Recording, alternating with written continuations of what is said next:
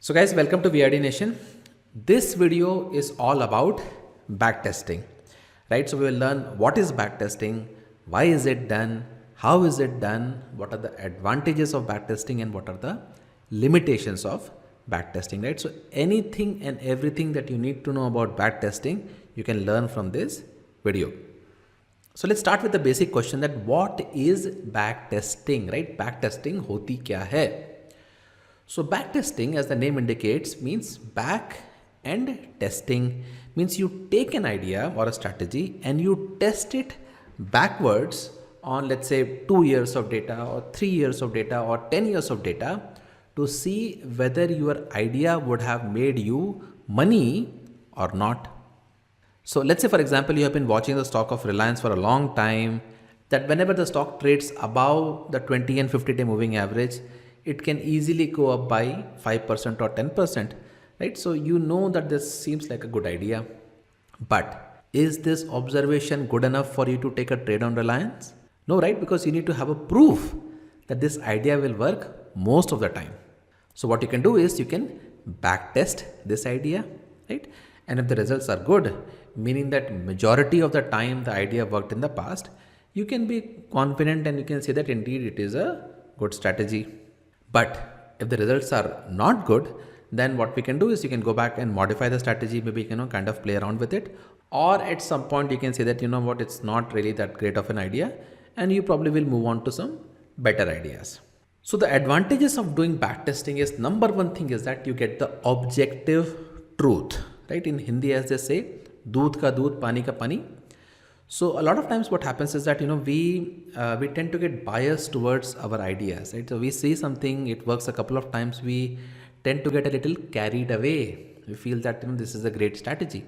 But only when we backtest a strategy, we get to know the objective truth that this is how the strategy would have performed. There's no way that you can argue with data, right? So that is the biggest advantage. The second advantage of backtesting is that it saves you a lot of time and money, right? So if you, let's say, start trading purely based on your hunch or a few anecdotal evidences, then the chances are that you will make mistakes, you will lose money, you will get frustrated, right? Backtesting avoids all these things. The third important advantage of backtesting, especially for me, has been that I feel less nervous when I'm executing a strategy which has been properly backtested, right? Because I have done my due diligence, I have seen it in every possible scenario and I know what are the strengths and weaknesses of the strategy. So I feel very much confident about executing the strategy in real life. Now for backtesting any idea, we need to have the following things. Number one, you need to have an idea or a strategy, right? So that idea has to be coherent, it has to be logical, and it has to be written down. Because you will be surprised how many times what we think is not as logical as we think it is. Right? So only when you write it down, you will know whether this idea is logically consistent or not.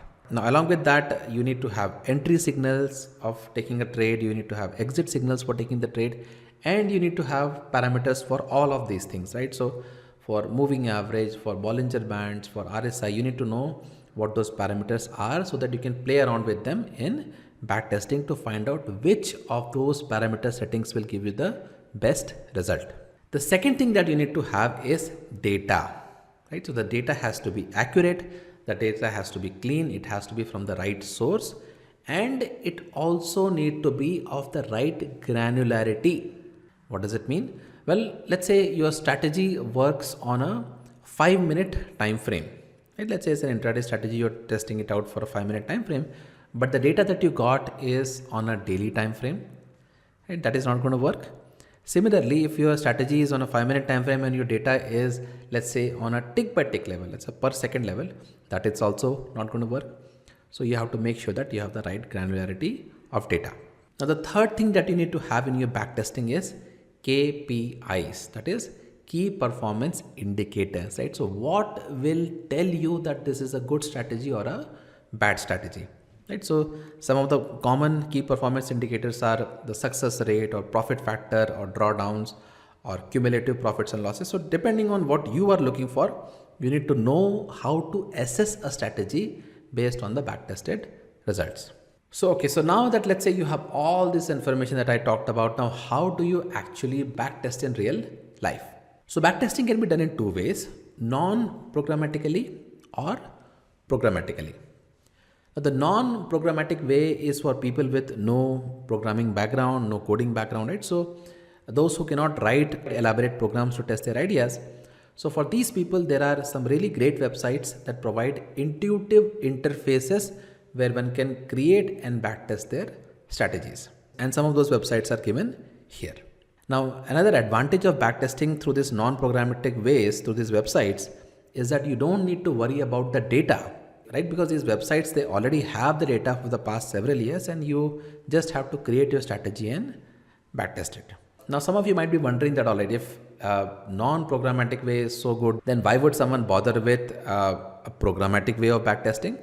Well, in one word, flexibility.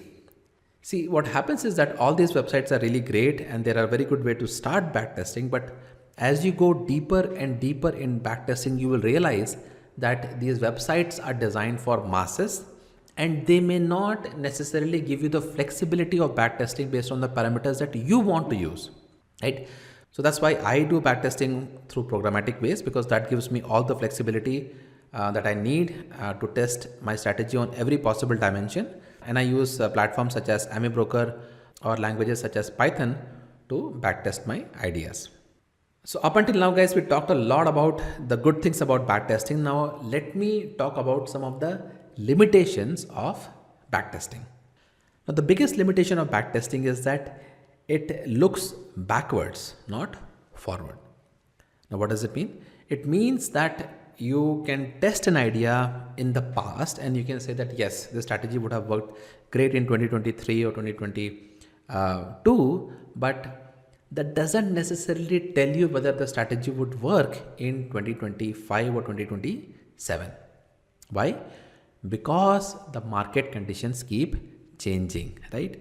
So the market conditions in 2023 or 2022 might not be the same in the future. So that is one big limitation that you need to understand, and you need to acknowledge that market never stays the same all the time. It just keeps going through different cycles. And that is why you need to have that frame of reference, that in which market condition should I be deploying which kind of a strategy, right? So that is my big advice here, that don't blindly follow a backtested strategy because the market conditions may not necessarily be the same. So anyway, guys, we will discuss more of these things about backtesting in the subsequent videos. But at least I hope that this video would have given you a good big picture idea about what backtesting is, how it is done, and how to use it in real life.